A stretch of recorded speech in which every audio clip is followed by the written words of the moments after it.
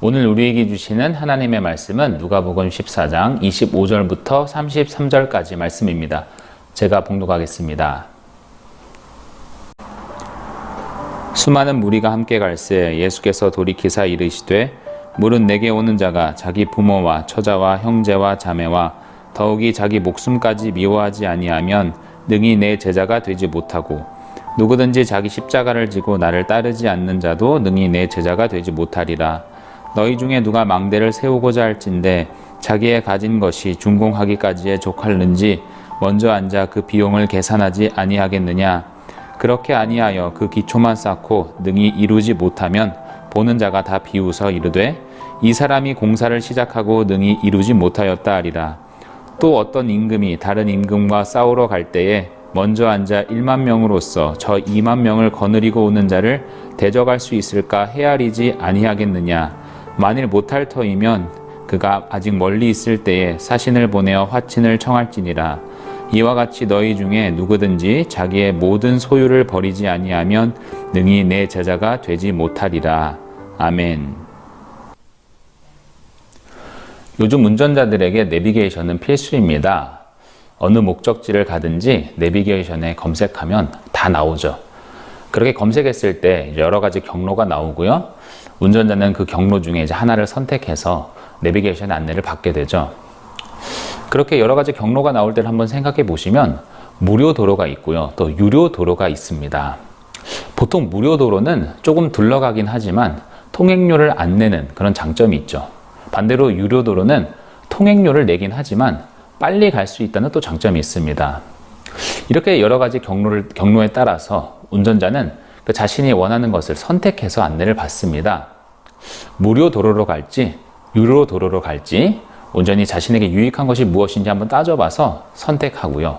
그렇게 자신이 판단해서 결정을 내리는 것이죠.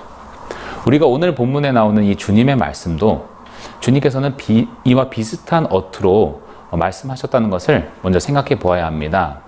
주님은 오늘 말씀에서 제자가 되는 길을 그것에 대해서 말씀을 하셨는데요. 그런데 주님은 이 길에 대해서 강요한다든지 명령하는 것이 아니라는 겁니다. 강제로 끄집어 당겨서 너는 제자의 길을 가야 돼 하면서 강압적인 말투로 그렇게 하는 것이 아닙니다. 주님은 오늘 말씀에 선택을 호소하고 있거든요. 헤아려 보고 계산해서 제자의 길을 따르라고 말씀하고 계시는 것이죠. 그것을 건축할 때와 전쟁을 치는 경우에 예를 들어서 설명을 하십니다.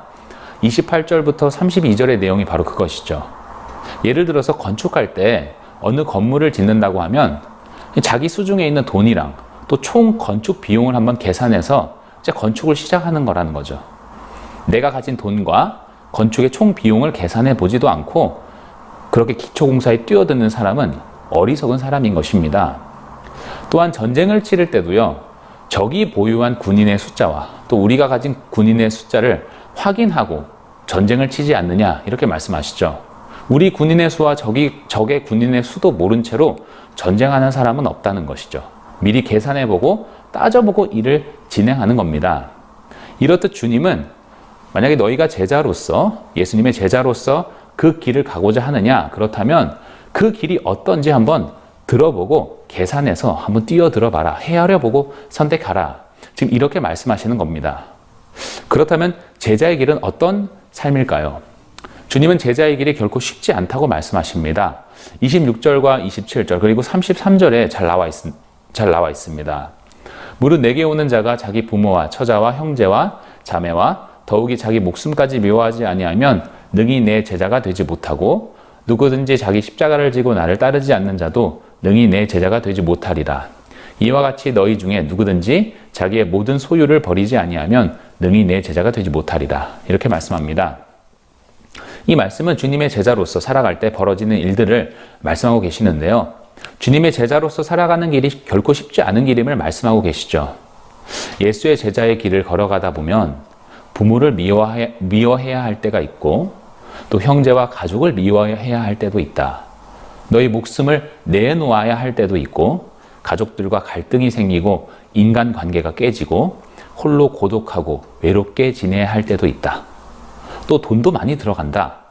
세상 사람들보다 적게 벌 수도 있고 오히려 너가 가진 재물을 다 내놓아야 하고 희생하고 그렇게 물질적으로 피해보는 일도 많을 것이다. 어쩌면 빈털터리가 될 수도 있어. 예수님은 지금 제자의 길이 이런 세상적 손해들로 가득하다는 것을 말씀하고 계시면서요. 그래도 너는 이 길을 갈 것인가? 이렇게 질문하고 계십니다. 여러분 한번 생각해 보세요. 만약 주님이 이렇게 질문하셨다면요. 주님은 어떤 대답을 듣고 싶어 하실까요? 당연히 예 주님, 세상적으로 어려움을 당할지라도 저는 주님의 제자로 살겠습니다. 이런 대답을 원하시겠죠?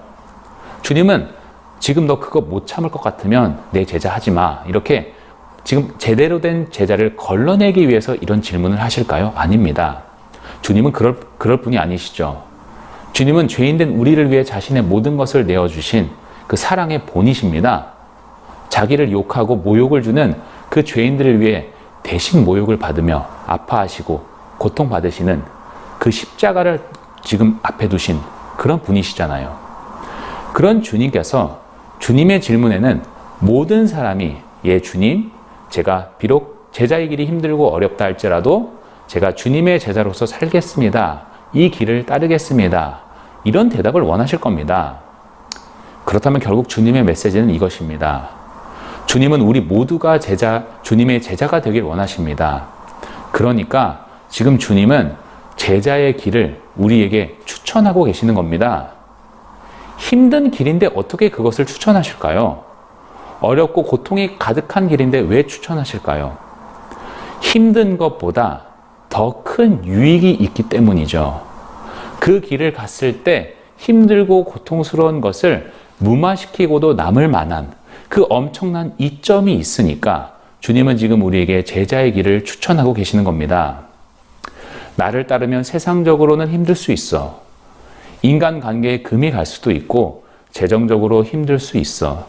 세상적으로 볼 때는 별로일 수 있는 길이지. 하지만 그 길을 내가 너희들에게 추천한다. 왜냐하면 그 어려움을 능가하는 더 큰 것이 주어지기 때문이다.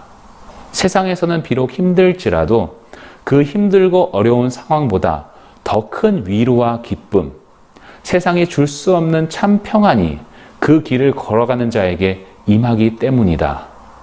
그래서 제자의 길을 가야 된다는 것. 비록 그것이 눈에는 잘 안 보이고 지금은 이해되지 않을지라도 주님을 따르는 것이 진짜 복이라는 것을 지금 우리에게 말씀하고 계시는 겁니다. 사랑하는 성도 여러분, 주님께서 친히 추천하는 그 예수의 제자의 길을 걸어가시길 바랍니다. 우리가 주님의 제자로서 살아가면 주님이 우리와 친히 함께 하실 것입니다. 힘들고 어려운 상황이 있으면 어떻습니까? 세상적으로 좀 손해보고 피해보면 어떻습니까? 창조주 되시고 구원자 되시며 신실하신 예수 그리스도께서 우리의 편이 되어주시고 힘과 능력 되신다 말씀하고 계십니다. 주님이 함께하면 되는 겁니다. 주님의 제자로서 주님과 함께 그 길을 걸어가며 승리하는 성도들 되시길 소망합니다. 함께 기도하겠습니다. 주님 감사합니다. 오늘도 주의 말씀을 허락해 주셔서 감사합니다. 오늘 들은 말씀을 붙잡고 오늘 하루도 출발합니다. 주님의 길을 걸어가는 그 말씀, 제자의 길을 걸어 따르라는 그 주님의 말씀을 오늘도 붙잡습니다.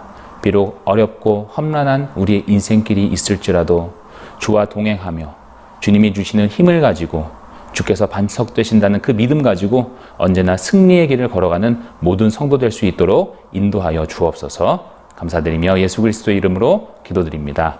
아멘.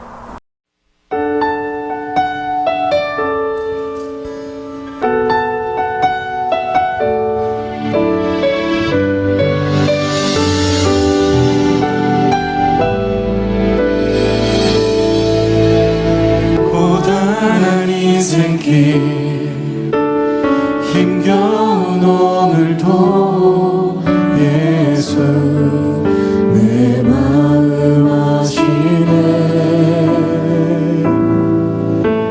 지나간 아픔도 마주할 세상도